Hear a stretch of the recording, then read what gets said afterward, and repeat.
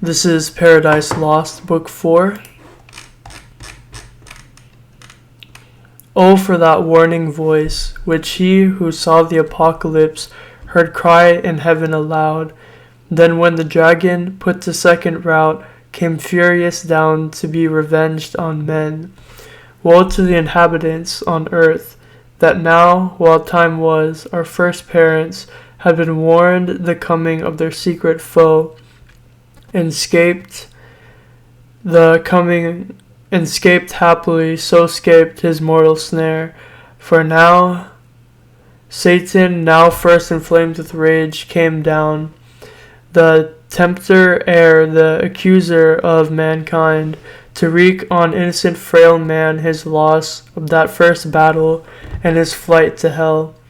Yet not rejoicing in his speed, though bold, far off and fearless, nor with cause to boast, begins his dire attempt, which nigh the birth now rolling boils in his tumultuous breast, and like a devilish engine back recoils upon himself.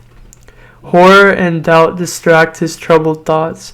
From the bottom stir the hell within him, for within him hell he brings, and round about him, nor from hell one step, no more than from himself, can fly by change of place.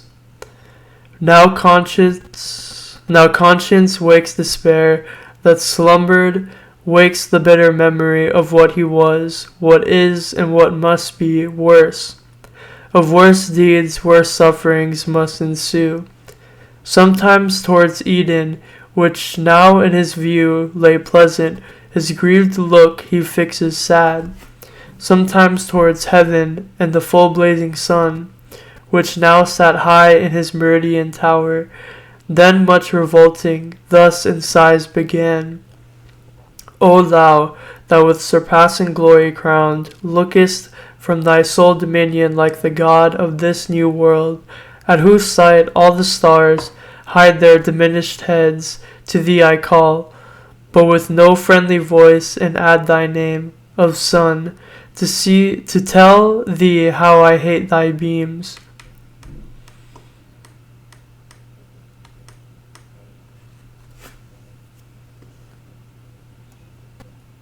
That bring to my remembrance from what state I fell, how glorious once above thy sphere, till pride and worse ambition threw me down, warring in heaven against heaven's matchless King. Ah, wherefore he deserved no such return from me, whom he created what I was in that bright eminence, and with his good upbraided none, nor was his service hard. What could be less than to afford him praise, the easiest recompense, and pay him thanks? How do? Yet all his good proved ill in me, and brought but malice. Lifted up so high, I siddened subjection, and thought one step higher would set me highest. And in a moment quit the debt immense of endless gratitude, so burdensome, still paying, still to owe, forgetful what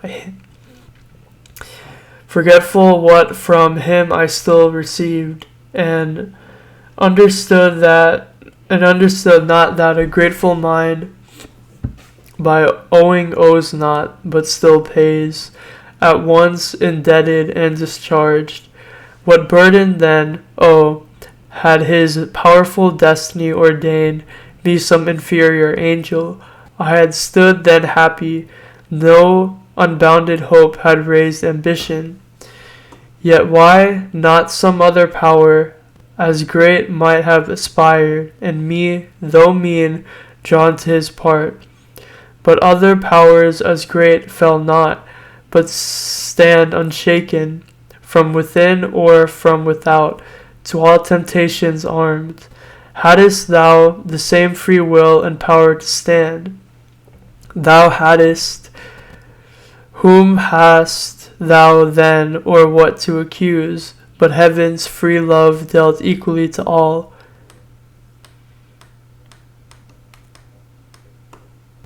Be then his love accursed, since love or hate to me alike it deals eternal woe. Nay, cursed be thou, since against his thy will choose freely what it now so justly rues. Me miserable, which way shall I fly? Infinite wrath and infinite despair. Which way I fly is hell, myself am hell, and in the lowest deep, a lower deep, still threatening to devour me opens wide, to which the hell I suffer seems a heaven. Oh then, at last relent, is there no place left for repentance, none for pardon left, none left but by submission, and that word disdain forbids me, and my dread of shame among the spirits beneath, whom I seduce with other promises and other vaunts, than to submit, boasting I could subdue the omnipotent. I me, they little know how dearly I abide that boast so vain, under what torments inwardly I groan, while they adore me on the throne of hell, with diadem and scepter high advanced, the lower still I fall, only supreme in misery, such joy ambition finds. But say I could repent, and could obtain by act of grace my former state, how soon would Hieth recall high thoughts, how soon unsay what feigned submission swore, ease would recant vows made in pain as violent and void, for never can true reconcilement grow where wounds of deadly hate have pierced so deep, which would but lead me to a worse relapse and heavier fall. So should I purchase dear short intermission, bought with double smart. This knows my punisher, therefore, as far from granting he, as I from begging peace, all hope excluded thus, behold instead of us outcasts, exiled his new delight, mankind created, and for him this world. So farewell hope, and with hope farewell fear, farewell remorse, all good to me is lost, evil be thou my good, by thee at last divided empire with heaven's king I hold, by thee and more than half perhaps will reign, as men ere long in this new world shall know.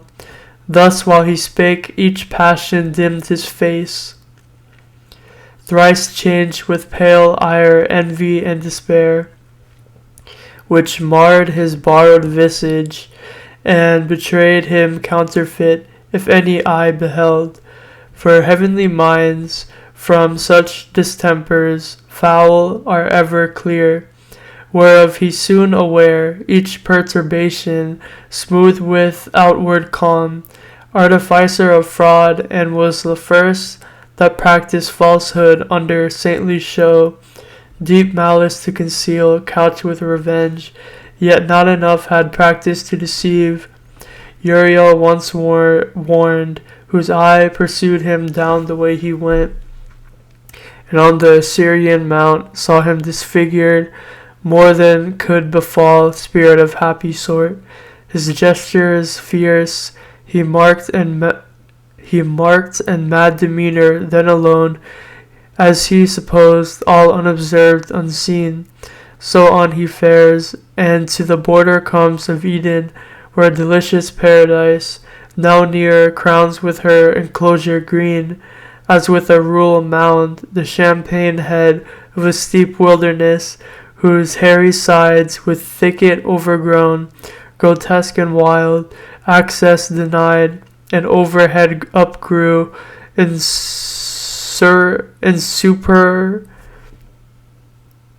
insuperable height of loftiest shade. Cedar and pine and fir and branching palm, Sylvian scene, and as the ranks ascend, shade above shade, a woody theatre of stateliest view, yet higher than their tops, the verdurous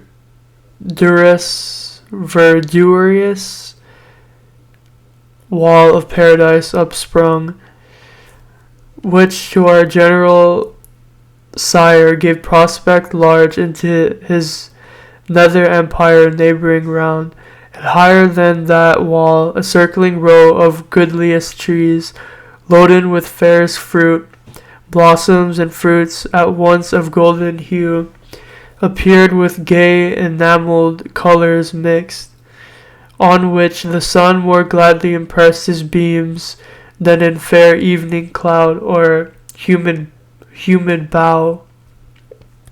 When God hath showered the earth, so lovely seemed that landskip, and of now purer air meets his approach, and to the heart inspires vernal delight and joy, able to drive all sadness but despair. Now gentle gales, fanning their odoriferous wings, dispense native perfumes and whisper whence they stole those balmy spoils. As when to them who failed beyond the Cape of Hope, and now are past Mozambique, off at sea northeast winds blow. Sabian odors from the spicy shore of Araby the blessed, with such delay well pleased, they slack their course, and many a league cheered with the grateful smell. Old ocean smiles, so entertain those odorous sweets, the fiend, who came their bane, through with them better pleased than Osmodeus with the fishy fume that drove him, though enamoured from the spouse of Tobit's son, and with a vengeance sent from Media post to Egypt, there fast bound. Now to the ascent of that steep savage hill Satan had journeyed on, pensive and slow. But further way found none, so thick entwined as one continued brake. The undergrowth of shrubs and tangling bushes had perplexed all path of man or beast that passed that way. One gate there only was, and that looked east on the other side, which when the arch-felon saw, due entrance he disdained, and in contempt at one flight bound high overleaped all bound of hill or highest wall, and sheer within lights on his feet, as when a prowling wolf whom hunger drives to seek new haunt for prey, watching where shepherds pen their flocks at eve, and hurl the coats amid the field secure, leaps over the fence with ease into the fold, or as a thief bent to unhoard the cash of some rich burglar, whose substantial doors, cross-barred and bolted fast, fear no assault. In at the window climbs, or over the tiles, so clomb this first grand thief into God's fold. So since into his church lewd hirelings climb, thence up he flew, and on the tree of life, the middle tree and highest there that grew, sat like a cormorant, yet not true life thereby regained, but sat devising death to them who lived, nor on the virtue thought of that life-giving plant, but only used for prospect. What well used had been the pledge of immortality, so little knows any but God alone to value right the good before him, but perverts best things to worst abuse, or to their meanest use. Beneath him with new wonder now he views to all delight of human sense exposed in narrow room, nature's whole wealth, yea more, a heaven on earth for blissful paradise of God the garden was.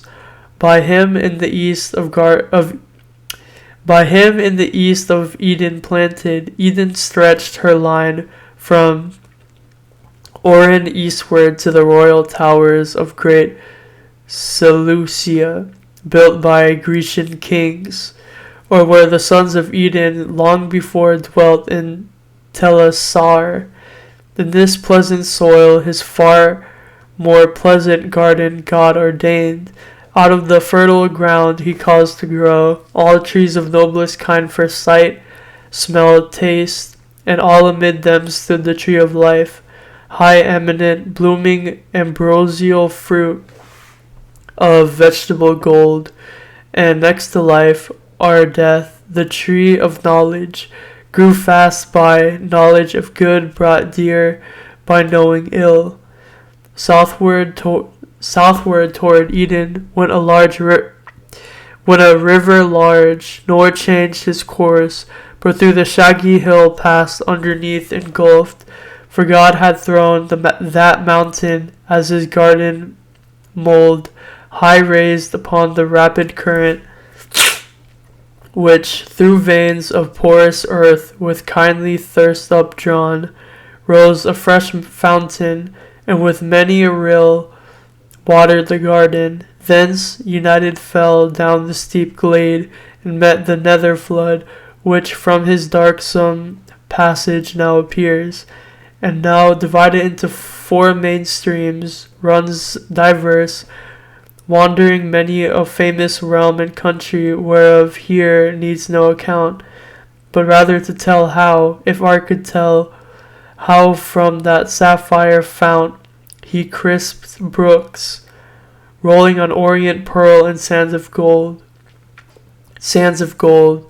with mazy error under perdant shades.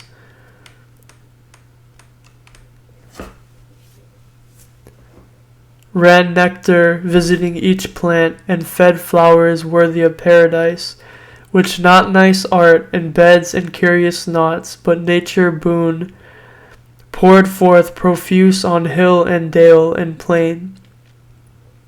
Both where the morning sun first warmly smote the open field, and where the unpierced shade embrowned the noontide bowers.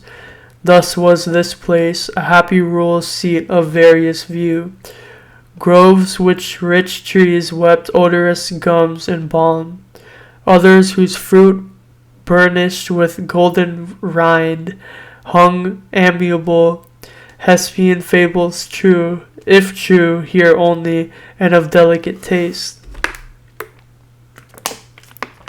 Betwixt them lawns, or level downs, and flocks grazing the tender herb were interposed, or palmy hillock, or the flowery lap of some erugious valley spread her store. Flowers of all hue, without thorn the rose. On other side, umbrageous grots and caves of cool recess, over which the mantling vine lays forth her purple grape, and gently creeps luxuriant. Meanwhile murmuring waters fall down the slope hills, dispersed or in a lake, that to the fringed bank with myrtle crowned her crystal mirror holds. Unite their streams,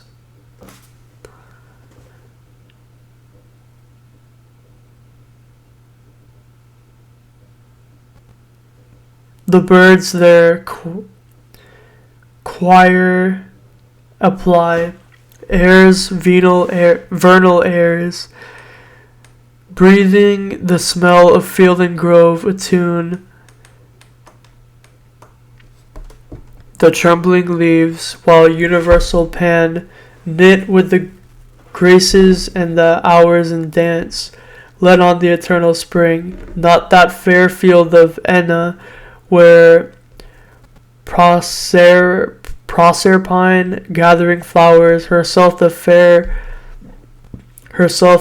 flower by gloomy Dis, was gathered, which cost Ceres all that pain to seek her through the world, nor that sweet grove of Daphne by Orontes, and the inspired Castalian spring might with this paradise of Eden strive, nor that Nicean isle girt with the river Triton, where old Sham, whom Gentiles Ammon call and Libyan Jove, hid Amalthea and her florid son, young Bacchus, from his stepdame Rhea's eye, nor where Abassan kings their issue guard, Mount Amara,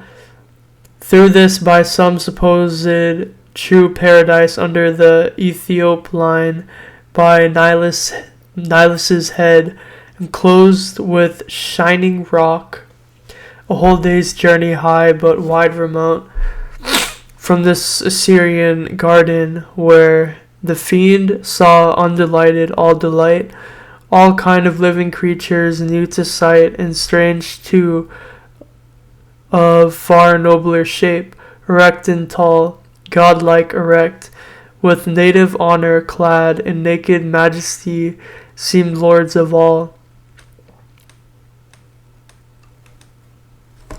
And worthy seemed, for in their looks divine the image of their glorious Maker shone, truth, wisdom, sanctitude, severe and pure, severe but in true filial freedom placed, whence true authority in men, though both not equal, as their sex not equal seemed, for contemplation he in valor formed, for softness she in sweet attractive grace, he for God only, she for God in him. His fair large front and eye sublime declared absolute rule, and hyacinthine locks round from his parted forelock, manly hung clustering, but not beneath his shoulders broad. She as a veil down to the slender waist her unadorned golden tresses wore, disheveled but in wanton riglets waved as the vine curls her tendrils, which implied subjection but required with gentle sway, and by her yielded, by him best received, yielded with coy submission, modest pride, and sweet reluctant amorous delay, nor those mysterious parts were then concealed. Then was not guilty shame, dishonest shame of nature's works, honor dishonorable, sin bred. How have ye troubled all mankind with shows instead, mere shows of seeming pure, and banished from man's life his happiest life, simplicity and spotless innocence.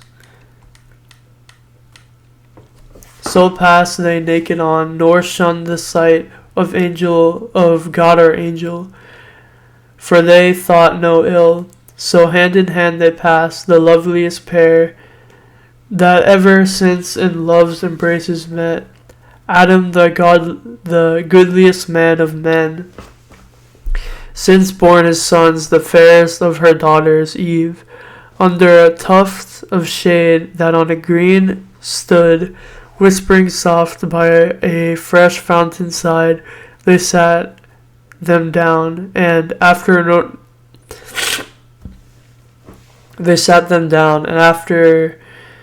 no more toil of their sweet gardening labor than sufficed to recommend cool zephyr, and made ease more easy, wholesome thirst and appetite, more grateful. To their supper fruits they fell, nectarine fruits which the compliant boughs yielded them, sidelong as they sat reclined on the soft downy bank, damasked with flowers. The savory pulp they chew, and in the rind, still as they thirsted, scoop the brimming stream, nor gentle purpose, nor endearing smiles, wanted nor youthful dalliance, as beseems fair couple linked in happy nuptial league.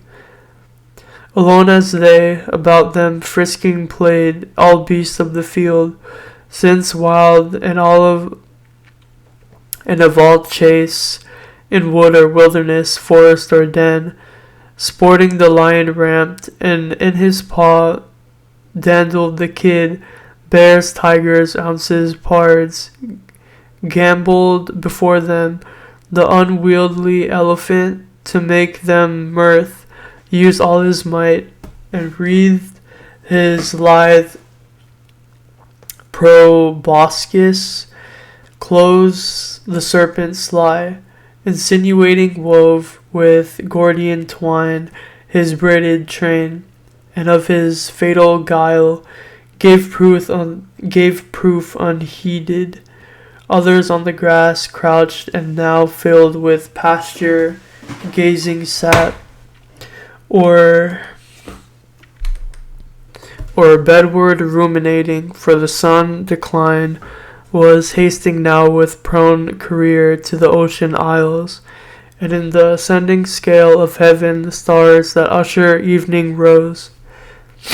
When Satan still in gaze, as first he stood, scarce thus at length failed speech recovered sad. O hell, what do mine eyes with grief behold? Into our room of bliss thus high advanced creatures of other mould, earth-born perhaps, not spirits, yet to heavenly spirits bright, little inferior, whom my thoughts pursue with wonder, and could love so lively shines in them divine resemblance, and such grace the hand that formed them on their shape hath poured. Ah, gentle pair, ye little think how nigh your change approaches, when all these delights will vanish and deliver ye to woe.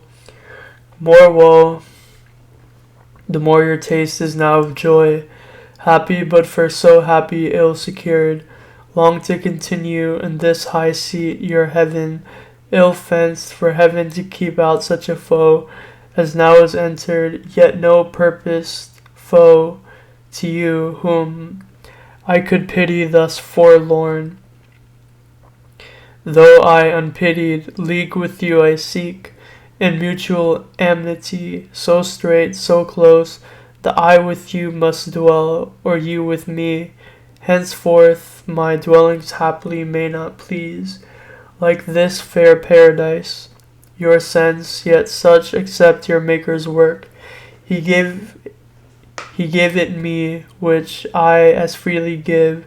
Hell shall unfold to entertain you to her widest gates, and send forth all her kings.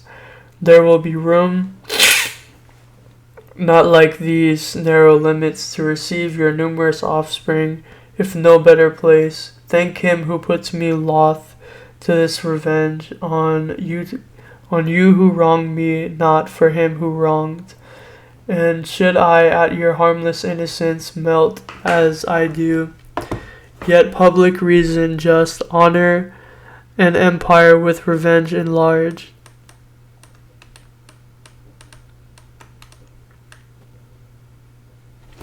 By conquering this new world compels me now to do what else, though damned, I should abhor.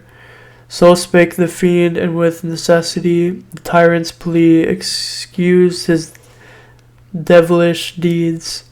Then from his lofty stand on that high tree down he alight down he alights among the sportful herd of those four-footed kinds, himself now one, now other, as their shape served best his end, nearer to view his prey, and unespied to mark what of their state he more might learn. By word or action marked, about them round a lion now he stalks with fiery glare. Then as a tiger who by chance hath spied in some purlieu two gentle fawns at play, straight couches close, then rising changes oft his couchant watch, as one who chooses ground, whence rushing he might sure seize them both, gripped in each paw, when Adam first of men to first of women Eve, thus moving speech, turned him all ear to hear new utterance flow. Sole partner and sole part of all these joys, dear thyself than all, needs must the power that made us, and for us this ample world, be infinitely good, and of his good as liberal and free as infinite. Thou raised us from the dust, and placed us here, and all this happiness, who at his hand have nothing merited, nor can perform aught whereof he hath need. He who requires from us no other service than to keep this easy charge of all the trees in paradise that bear delicious fruit, so various not to taste that only tree of knowledge, planted by the tree of life. So near grows death to life, whatever death is, some dreadful thing no doubt, for well thou knowest, God hath pronounced it death to taste that tree, the only sign of our obedience left, among so many signs of power and rule conferred upon us, and dominion given over all other creatures that possess earth, air, and sea. Then let us not think hard one easy prohibition, who enjoy free leave so large to all things else, and choice unlimited of manifold delights.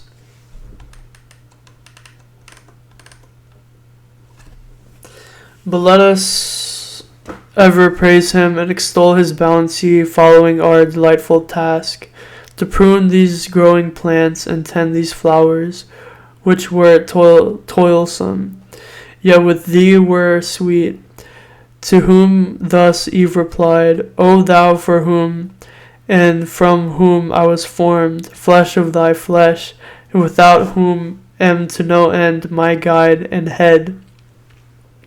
What thou hast said is just and right, for we to him indeed all praises owe, and daily thanks. I chiefly who enjoy so far the happier lot, enjoying thee preeminent by so much odds, while thou, like consort to thyself, canst nowhere find. That day I oft remember, when from sleep I first awakened, found myself reposed under a shade on flowers, much wondering where and what I was, whence thither brought, and how, not distance far from thence, a murmuring sound of waters issued from a cave, and spread into a liquid plain. Then stood unmoved, pure as the expanse of heaven. I thither went with unexperienced thought, and laid me down on the green bank, to look into the clear, smooth lake that to me seemed another sky. As I bent down to look, just opposite, a shape within the watery gleam appeared, bending to look on me. I started back. It started back. But pleased I soon returned. Pleased it returned as soon with answering looks of sympathy and love, There I had fixed mine eyes till now, and pinned with vain desire, had not a voice thus warned me, what thou seest, what there thou seest, fair creature, is thyself. With thee it came and goes, but follow me, and I will bring thee where no shadow stays. Thy coming and thy soft embraces, he whose image thou art, him thou shalt enjoy inseparably thine, to him shalt bear multitudes like thyself, and thence be called mother of human race. What could I do but follow straight, invisibly thus led, till I espied thee, fair indeed and tall, under a platane, yet met thought less fair, less winning soft, less amiably mild, than that smooth watery image. Back I turned, thou following criedest loud, return fair Eve, whom fliest thou, whom thou fliest of him thou art. His flesh, his bone, to give thee, being I lent, out of my side to thee, nearest my heart, substantial life, to have thee by my side, henceforth an individual solace dear. Part of my soul I seek thee, and thee claim my other half. With that thy gentle hand seized mine, I yielded, and from that time see how beauty is excelled by manly grace, and wisdom which alone is truly fair. So spake our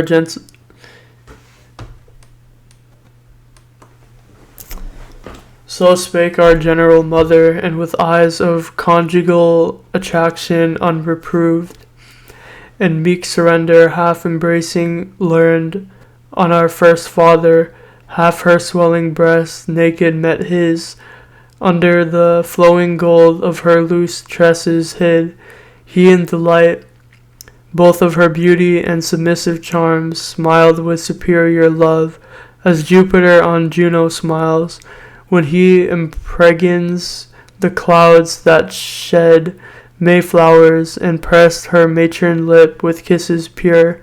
Aside the devil turned for envy, yet with jealous leer, malign eyed them askance, and to himself thus plain, slight hateful, slight tormenting, thus these two Imparadised in one another's arms, the happier Eden shall enjoy their fill of bliss on bliss, while I to hell am thrust, where neither joy nor love, but fierce desire, among our other torments, not the least, still unfulfilled with pain of longing pines. Yet let me not forget what I have gained from their own mouths. All is not theirs, it seems. One fatal tree there stands, of knowledge called, forbidden them to taste, knowledge forbidden, suspicious, reasonless. Why should their Lord envy them that? Can it be sin to know? Can it be death? And do they only stand by ignorance? Is that their happy state, the proof of their obedience and their faith? O fair foundation laid whereon to build their ruin, hence I will excite their minds with more desire to know and to reject envious commands, invented with design to keep them low, whom knowledge might exalt equal with gods, aspiring to be such. They taste and die. What likelier can ensue? But first with narrow search I must walk round this garden, and no corner leave unspied.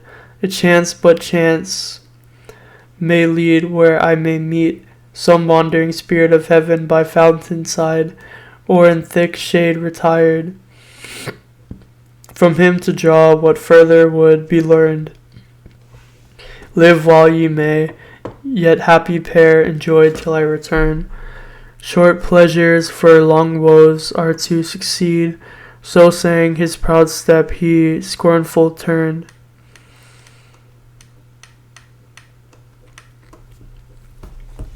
But with sly circumspection, and began through wood, through taste, over hill, over dale, his roam. Meanwhile, in utmost longitude, where heaven with earth and ocean meets. The setting sun slowly descended, and with right aspect against the eastern gate of paradise leveled his evening rays. It was a rock of alabaster piled up to the clouds, conspicuous far, winding with one ascent accessible from earth, one entrance high. The rest was craggy cliff that overhung, still as it rose, impossible to climb. Betwixt these rocky pillars Gabriel sat, chief of the angelic guards, awaiting night. About him exercised heroic games,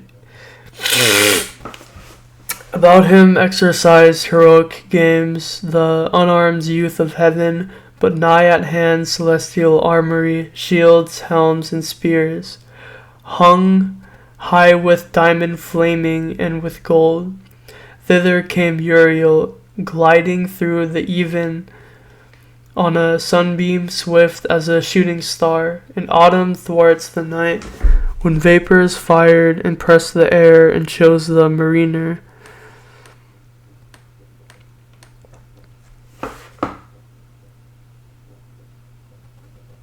From what point of his compass to beware impetuous winds, he thus began in haste. Gabriel, to thee thy course by lot hath given.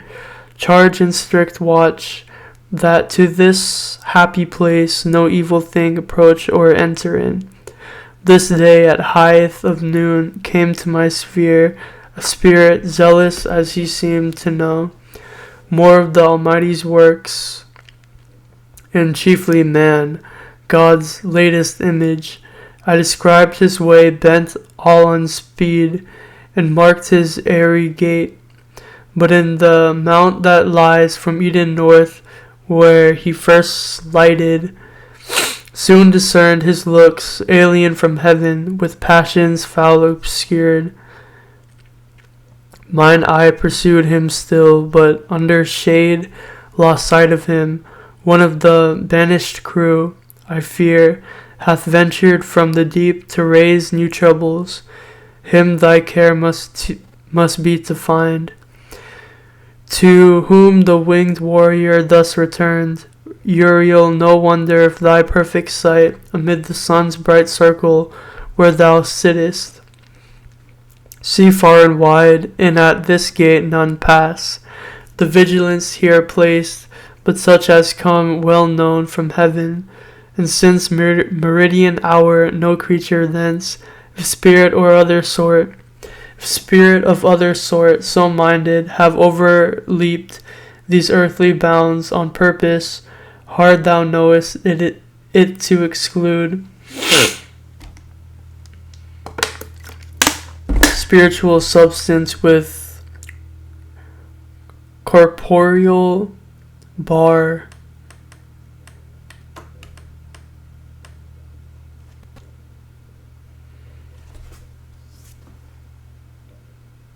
But if within the circuit of these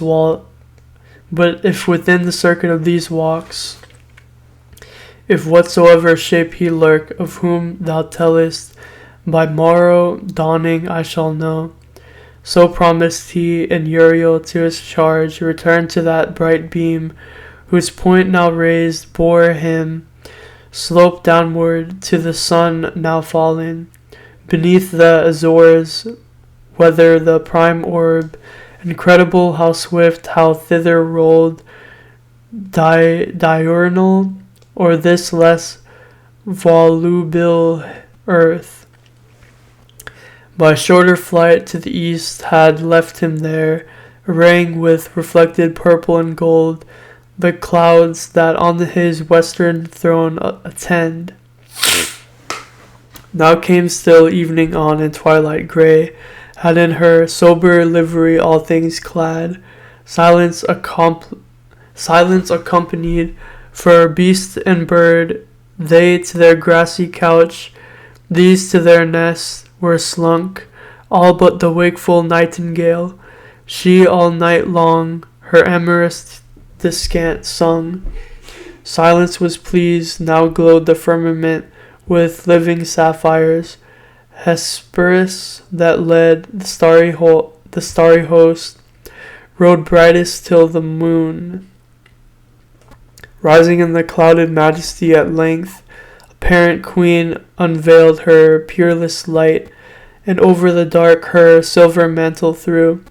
When Adam thus to Eve, fair consort, the hour of night, and all things now retired to rest, mind us of like repose, since God hath sent labor and rest as day and night to men successive,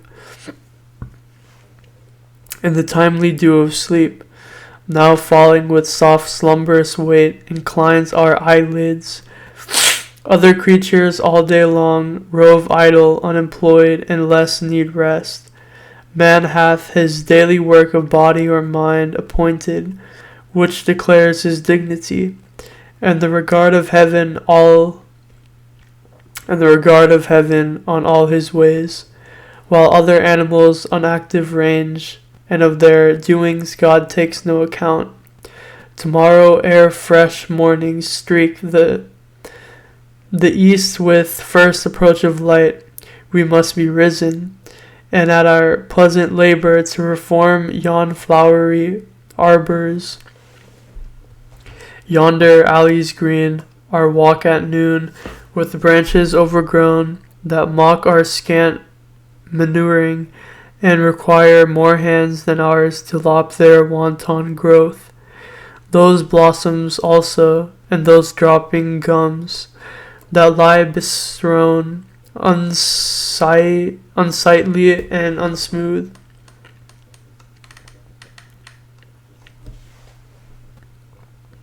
Ask riddance, if we mean to tread with ease.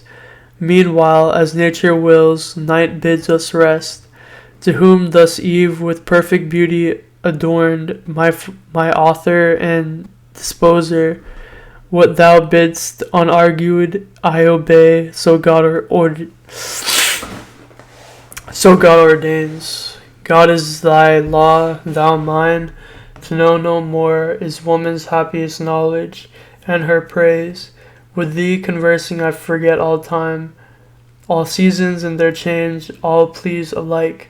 Sweet is the breath of morn, her rising sweet, with charm of earliest birds. Pleasant the sun, when first on this delightful land he spreads his orient beams on herb, tree, fruit, and flower. Glistering with dew, fragrant the fertile earth after soft showers, and sweet the coming on of grateful evening mild, then silent night. With this her solemn bird, and this fair moon, and these the gems of heaven, her starry train. But neither breath of morn, when she ascends with charm of earliest birds, nor rising sun on this delightful land, nor herb, fruit, flower glistering with dew, nor fragrance after showers, nor grateful evening mild, nor silent night, with this her solemn bird, nor walk by moon, or glittering starlight without these sweet. But wherefore all night long shine these, for whom this glorious sight, when sleep hath shut all eyes? To whom our general ancestor replied, Daughter of God and man, accomplished Eve, these have their course to finish round the earth. By morrow evening, and from land to land, in order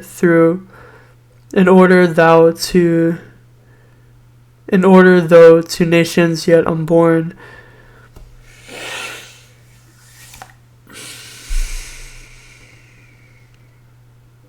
ministering light prepared they set and rise.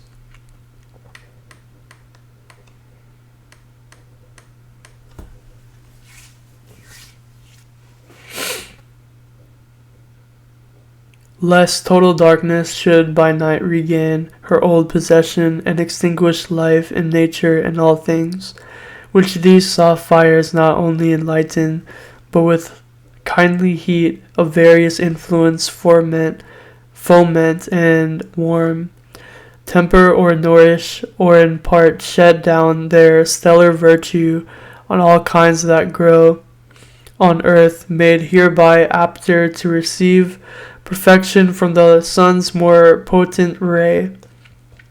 These then, though unbeheld in deep of night, shine not in vain, nor think, though men were none, that heaven would want spectators, God want praise.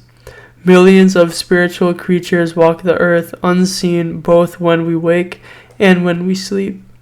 All these with ceaseless praise his works behold, both day and night. How often from the steep of echoing hill or thicket have we heard celestial voices to the midnight air, soul or responsive each to other's note, singing their great creator oft in bands, while they keep watch or nightly rounding walk, with heavenly touch of instrumental sounds in full harmonic number joined. Their songs divide the night and lift our thoughts to heaven. Thus talking, hand in hand alone they passed on to their blissful bower. It was a place chosen by the sovereign planter when he framed all things to man's delightful use. The roof of thickest covert was in woven shade, laurel and myrtle. And what higher grew a firm and fragrant leaf on either side, acanthus and each odorous bushy shrub.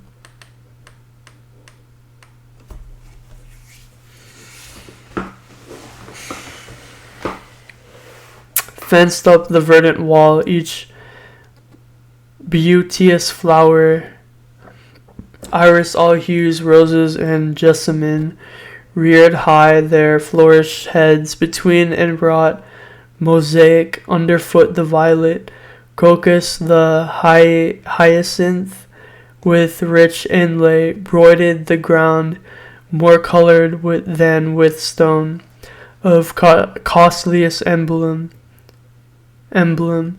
Other creature here, bird, beast, insect, or worm, durst enter none. Such was their awe of man, in shadier bower, more sacred and sequestered, though but feigned. Pan or Sylvanus never slept, nor nymph nor faunus haunted. Here in close recess, with flowers, garlands, and sweet-smelling herbs, espoused Eve decked first her nuptial bed, and heavenly choirs the Hymenean sung. What day the genial angel to our sire brought her in naked beauty more adorned, more lovely than Pandora, whom the gods endowed with all their gifts. And oh, too like in sad event, when the unwiser son of Japhet, brought by Hermes, she ensnared mankind with her fair looks to be avenged on him who had stole Jove's authentic fire. Thus at their shady lodge arrived, both stood, both turned, and under open sky adored the God that made both sky, air, earth, and heaven, which they beheld the moon's resplendent globe and starry pole. Thou also madest the night Maker omnipotent, and thou the day, which we in our appointed work employed, have finished.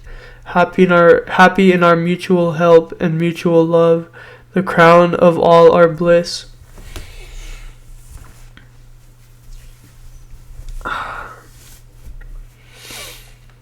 Ordained by thee in this delicious place, for us too large, where thy abundance wants partakers and uncropped falls to the ground.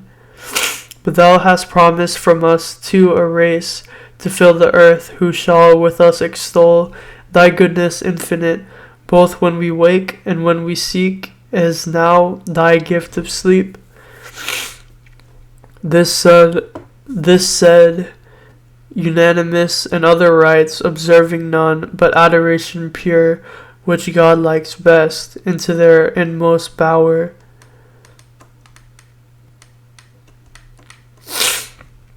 Handed they went, and eased the putting off these troublesome disguises which we wear.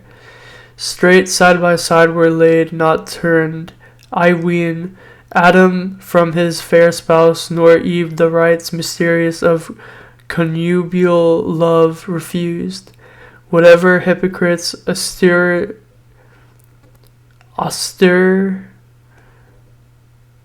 austerely talk of purity and place and innocence, defaming as impure what God declares pure, and commends to some, leaves fall to all. Our Maker bids increase, who bids abstain but our destroyer, foe to God and man. Hail wedded love, mysterious law, true source of human offspring, sole propriety, and paradise of all things common else. By thee adulterous lust was driven from men among the bestial herds to range. By thee, founded in reason, loyal, just, and pure, relations dear, and all the charities of father, son, and brother, which were known. Far be it that I should write thee sin or blame, or think thee unbefitting holiest place, perpetual fountain of domestic sweets, whose bed is undefiled and chaste pronounced. Present or past, as saints and patriarchs used, here love his golden shafts employs. Here lights his constant lamp and waves his purple wings, reigns here and revels, not in the bought smile of harlots, loveless, joyless, unendeared, casual fruition, nor in court amours, mixed dance or wanton mask, or midnight ball, or serenade which the starved lover sings to his proud fair, best quitted with disdain. These, lulled by nightingales, embracing slept, and on their naked limbs the flowery roof showered roses which the morn repaired. Sleep on, blessed pair, and oh, yet happiest if ye seek no happier state, and know to know no more. Now had night measured with her shadowy cone halfway uphill this vast sublunar vault, and from their ivory port the cherubim, forth issuing at the accustomed hour, stood armed to their night watches in warlike parade. When Gabriel to his next in power thus spake, Uziel hath these drawn off, and coasts the south with strictest watch. These other wheel the north, our circuit meets full west, as flame they part, half wheeling to the shield, half to the spear. From these two strong and subtle spirits he called, that near him stood, and gave them thus in charge. Ithuriel and Zephon, with wing speed, search through this garden, leave unsearched no nook. But chiefly where those two fair creatures lodge, now laid perhaps asleep, secure of harm, this evening from the sun's decline arrived, who tells of some infernal spirit seen, hitherward bent. Who could have thought? Escaped the bars of hell on errand bad, no doubt. Yet such where ye find, seize fast, hither bring. So saying, on he led his radiant files, dazzling the moon, these to the bower direct, in search of whom they sought.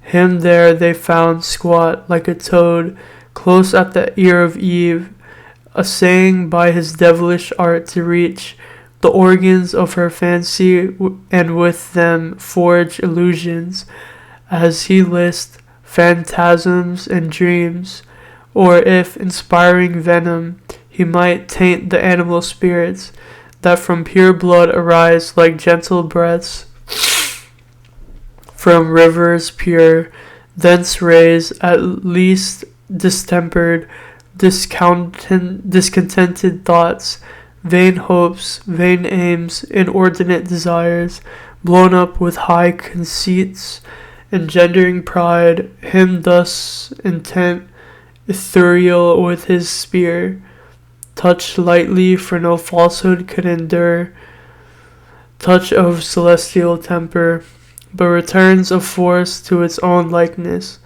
Up he starts, discovered and unsurprised, as when a spark lights on a heap of nitrous powder, laid fit for the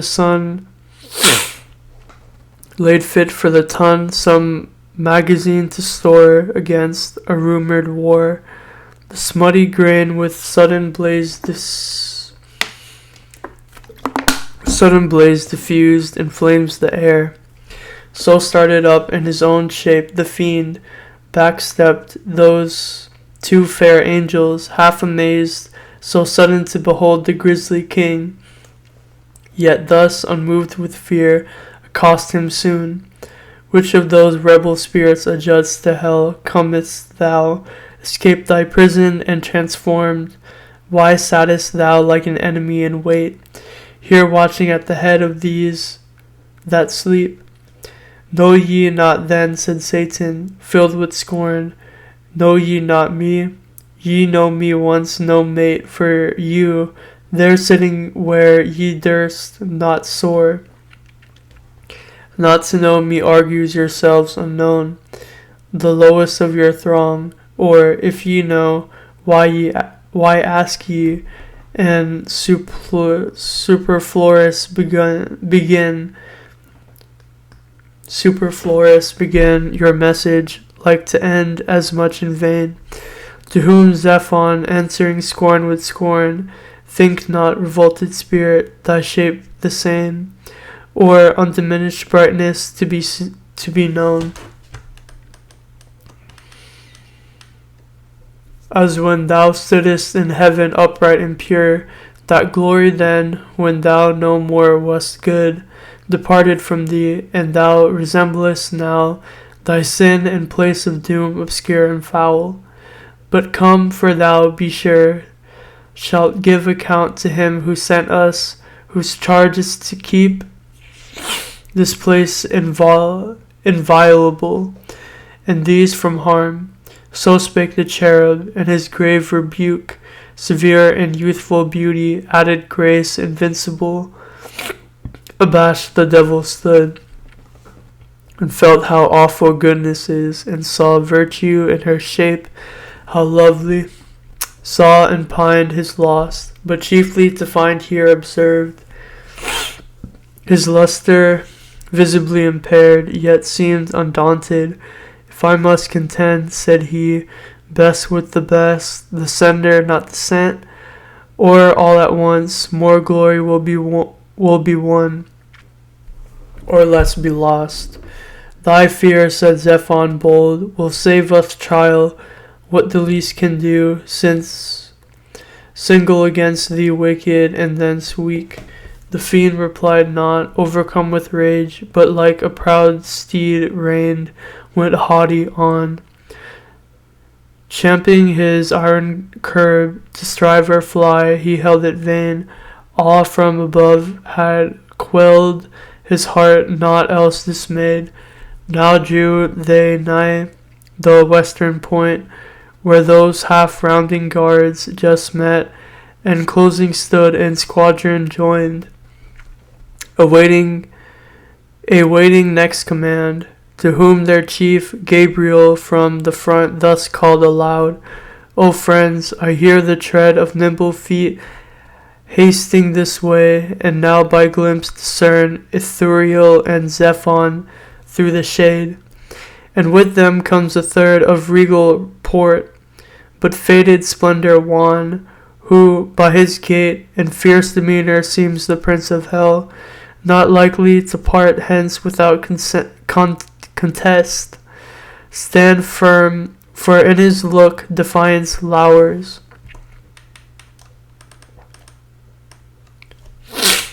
He scarce had ended, then those two approached, and brief related whom they brought, where found, how busied, in what form and posture couched.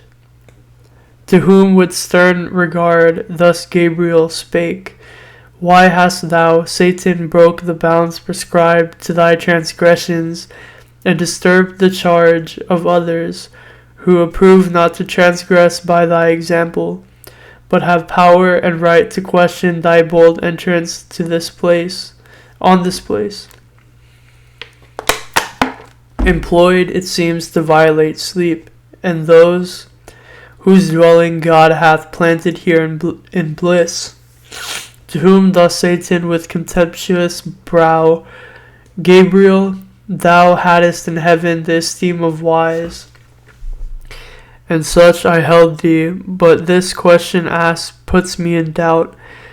Lives there who loves his pain, who would not, finding way, break loose from hell, though thither doomed? Thou wouldest thyself, no doubt, and boldly venture to whatever place, farthest from pain, where thou mightest hope to change torment with ease, and soonest recompense dull with delight, which in this place I sought. To thee no reason, who knowest only good, but evil hast not tried, and wilt object his will who bounds us. Let him sure bar his iron gates, if he intends our stay, if that dark durance. Thus much what was asked. The rest is true. They found me where they say, but that implies not violence or harm. Thus he in scorn, the warlike angel moved, disdainfully half smiling, thus replied, O loss of one in heaven, to judge of wise since Satan fell, whom folly overthrew, and now returns him from his prison scaped, gravely in doubt whether to hold them wise or not, who ask what boldness brought him hither, unlicensed from his bounds in hell prescribed. So wise he judges it to fly from pain, however, and to escape his punishment. So judge thou still, presumptuous, till the wrath which thou incurrest by flying meet thy flight sevenfold, and scourge that wisdom back to hell, which taught thee yet no better, that no pain can equal anger infinite provoked. But wherefore thou alone? Wherefore with thee came not all hell broke loose? Or thou than they, less hardy to endure, courageous chief?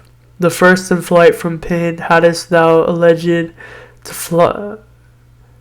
to thy deserted host, this cause of flight.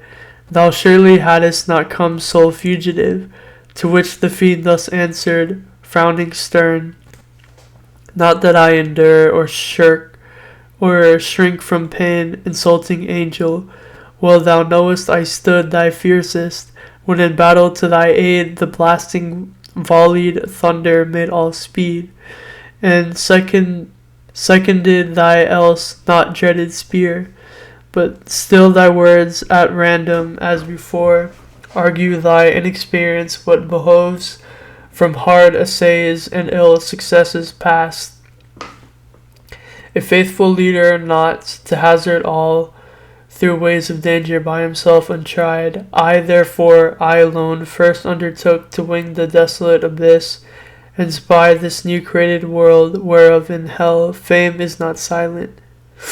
Here in hope to find better abode, and my afflicted powers settle here on earth or in mid-air, though for possession put to try once more what thou and thy gay legions dare against, whose easier business were to serve their Lord high up in heaven with songs to hymns his throne, and practice distances to cringe, not flight. To whom the warrior angel soon replied, to say and straight unsay, pretending first wise to fly pain, professing next the spy, argues no leader, but a liar traced. Satan, and couldst thou faithful add, O name, O sacred name of faithfulness profaned, faithful to whom? To thy rebellious crew, army of fiends, fit body to fit head? Was this your discipline and faith engaged, your military obedience to dissolve allegiance to the acknowledged power supreme? And thou, sly hypocrite, who now wouldst seem patron of liberty, who more than thou once fawned and cringed and severely adored heaven's awful monarch, wherefore but in hope to dispossess him, and thyself to reign. But mark what I erred thee now, avant, fly neither whence thou fleddest. If from this hour within these hallowed limits thou appear, back to the infernal pit I drag thee chained, and seal thee so, as henceforth not to scorn the facile gates of hell too slightly barred. So threatened he, but Satan to no threats gave heed, but waxing more in rage replied, Then when I am thy captive, talk of chains. Proud limitary cherub, but ere then far heavier load thyself expert to feel from my prevailing arm, though heaven's king ride on thy wings, and thou with thy compeers us to the yoke drawest his triumphant wheels in progress through the road of heaven, star paved. While thus he spake, the angelic squadron bright turned fiery red, sharpening in mooned horns their phalanx,